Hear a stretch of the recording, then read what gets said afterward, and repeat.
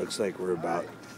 All right, everybody. We got Craig Evans, who's the Global U2 360 Tour Director, here to talk to you guys. If you could gather around, and if you got audio you need to get close, or your camera shot, you gather up into a semicircle around Mr. Evans.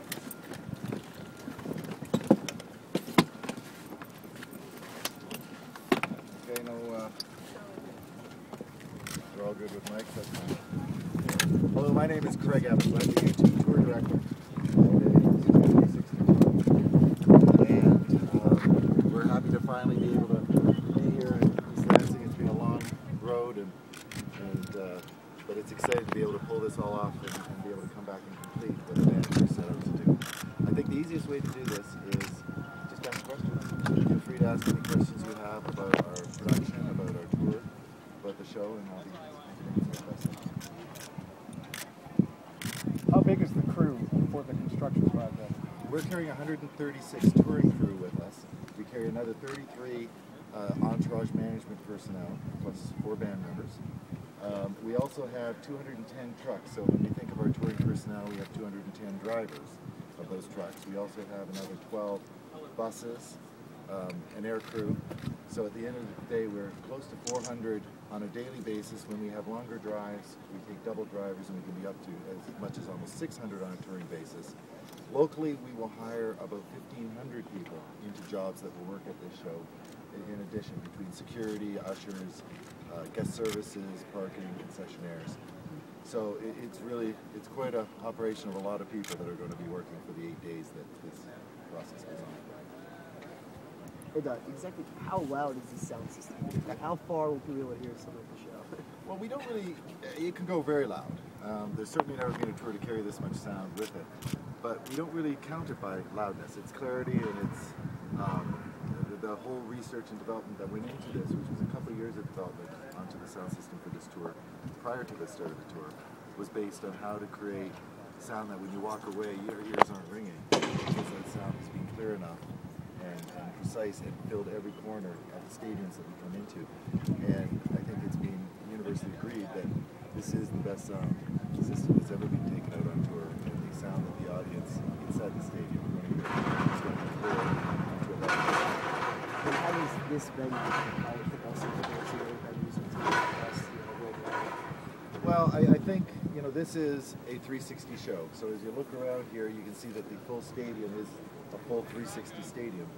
And being a college community is, the band enjoys coming into college community because it brings in a wonderful new market that won't get the opportunity to be visited all that often. But in terms of just the U2 fan and the fans coming to the concert and the experience that the concert creates among the fans and the band, this 360 show works perfectly into this stadium, where you'll have a whole sea and ocean of people from floor to stands to grandstands, and that experience that they all share with the band, that the band shares with them, that grows one off the other, will occur in the normal fashion that a U2 concert's known for. How was this set designed? Well, Willie Williams was the show designer, Mark Fisher was the stage designer, steel system, and it really came as a result of, at the last show of the Vertical Tour, we did it in Honolulu, and Bono and Willie and Jake Berry, the production director, were walking out in the field, and Bono looked around, and we were playing a normal stadium, and we just played forward, and he said, "Could we play this whole thing?" And that's where the idea first started. Later at a dinner when Willie and Bono were sitting down, it was 4 forks placed over top of a dinner plate. And they were saying, if we went like this, could it be? And if you think of it, you can see where those 4 forks has almost come into this final design. The whole intention had been originally from Willie was to make it so big that it made the stadiums feel smaller, and that would help build a sense of intimacy between the audience and the band. And I think as you look over behind me, it is big, and it does make the stadium look small. When it fills up with its video screen, which is the biggest video screen that's ever toured, 54 tons, it carries a huge amount of gear. The entire weight of this structure will be over 400 tons. It's placed down onto 4 legs. The 4 legs are about 4.5 feet wide at the lower part. So the sight lines become on a level that no tour has ever considered to do in a 360, and that's the genius of the engineering that went into this design. The good part of it is now that we've set it up in the stadium, we get to walk around in all these noticed that the sight lines and how they've been from our initial plans, and it's turned out they've been even better than we hoped. And we've now opened up a couple thousand seats that we held off because we didn't want to have any obstructions whatsoever. Everyone needs to have a great view, and they're going to have a fantastic view. So those seats are now available on Ticketmaster systems as we speak. What records has this broken as far as viewers? Well, it has certainly broken the all-time record of grosses. We will have over 7 million people, and that record will be the most for a touring entity. It's the biggest grossing tour of all time. The one we don't really talk about, it'll probably be the most expensive tour of all time. But I think that there's a lot of personal. We've set over 50 stadium records for capacity. We have, there's a lot of records.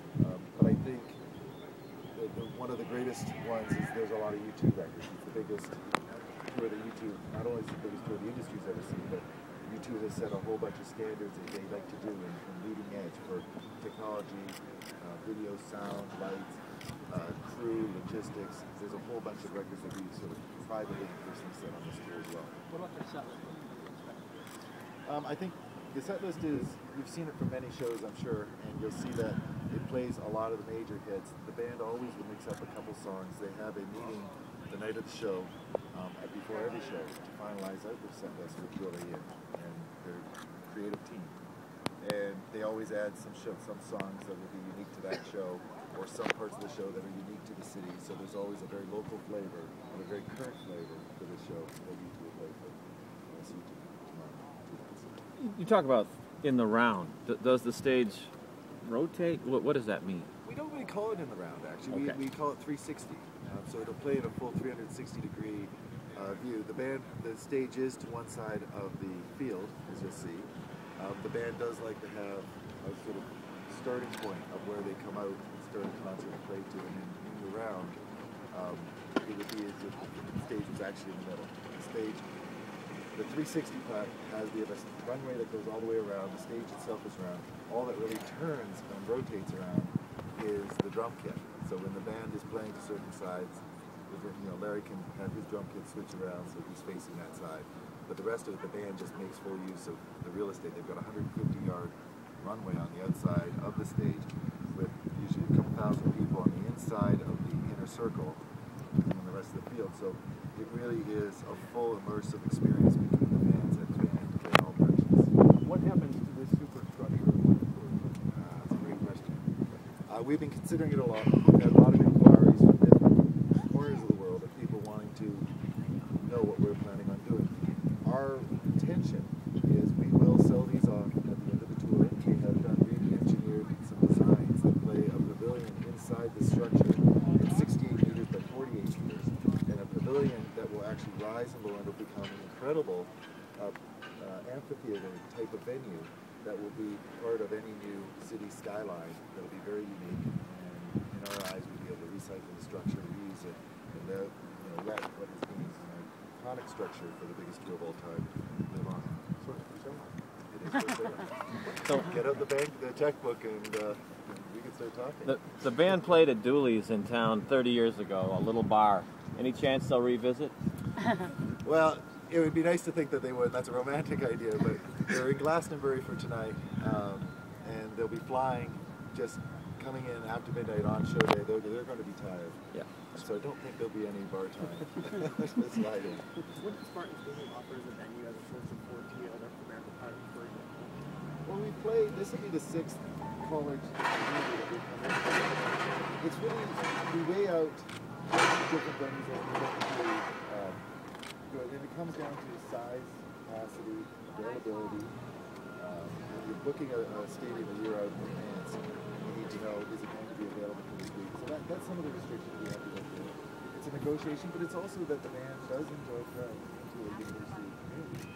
And we came into Michigan State having the previous show here was the Rolling Stones, and we knew that it could play to a stadium show. We knew that this was a market we wanted to be part of and visit, and we're thrilled to be here. I mean, this is exciting to finally be able to complete this show a year later. Where do they go from the biggest tour? What's next? The top list. You know what? All those discussions, I think we just want to get through this. show ends at July 30th, and I think that'll be a good time to sort of sit down and maybe reassess, what's next. But I don't think we can quite really consider that yet. The fans, where are they going to experience when they come into the lights and everything? Just talk about the experience they would get. There's been thousands of shows that I've been involved with, and all the U2 shows, and there's one moment that is always the same. It's when the lights go down, and the audience comes up, the music starts, and you hear that cheer and that connection, and everyone's anticipation is suddenly realized, and it's the hair on your arm standing. And it is that special moment that keeps all the touring people, all the people here working the tough job they do, all the fans coming back again. And that experience happens every night at every U2 show. And the unique part is U2 is the biggest band in the world, and we got that way with a very unique connection of their music to their fans. They have that experience throughout the evening. And people who come here to a market, that's not on their just standard path, are going to have a very, very special opportunity to experience that. How long before the performance does the band arrive, and what are the arrangements you have to make in order to get the players and get the gear on stage? They have dressing rooms. They'll arrive to do a sound check about 3:30 in the afternoon. And they'll do a final sound check just prior to us opening the doors. Then they go through a whole preparation process, have dinner, talk to their creative staff, go through the steps of what's going to involve the show, and then they're ready to come out on stage.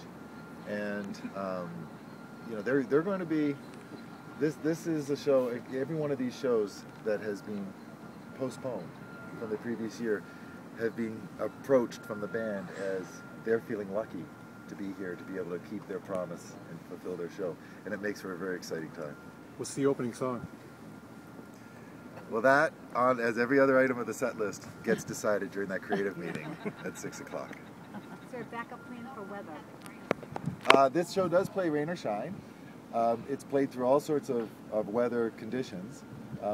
If you look at the forecast, it's a little overcast now, but the weather's actually forecasted to be brilliant for the next couple of days. So That's great. in 2009, we were very lucky to have great weather every show.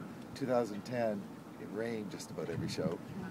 And this year it's been sunny again. So I think that trend's going to continue, and we're going to see some great weather for the show here. How long are your work days? They range from... They're long. They're long. I generally like to look at it as about the first in, last out philosophy. So it starts about 7 in the morning and finishes about 2 in the morning. And every day pretty much has a schedule to it. And we will have our crew to load in here. It takes 1 day to lay down the steel floor. It takes 4 days to build the steel structure. Our production comes in and takes 1 day to put in sound, lights, video, 1 day for the show day, and 2 days to take it all out. So the entire window is about 8 days to build and take out this show, to do that show. To carry it on, we have 210 trucks.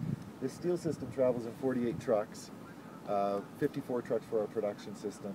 So we unload that 54 trucks, and to take it on out in the very first show took 17 and a half hours. At that point, we wondered if this tour could even happen.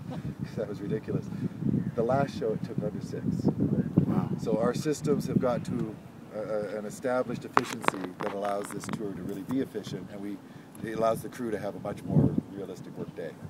And tomorrow, when production comes in, the crew will come in they'll get up about 8, 7, they'll come in by about 8, and most of them will have gone home by 5.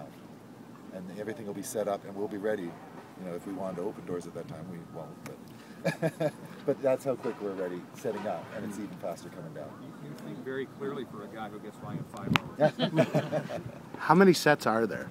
We have 3 steel systems and 1 set of production being sound, lights, and video.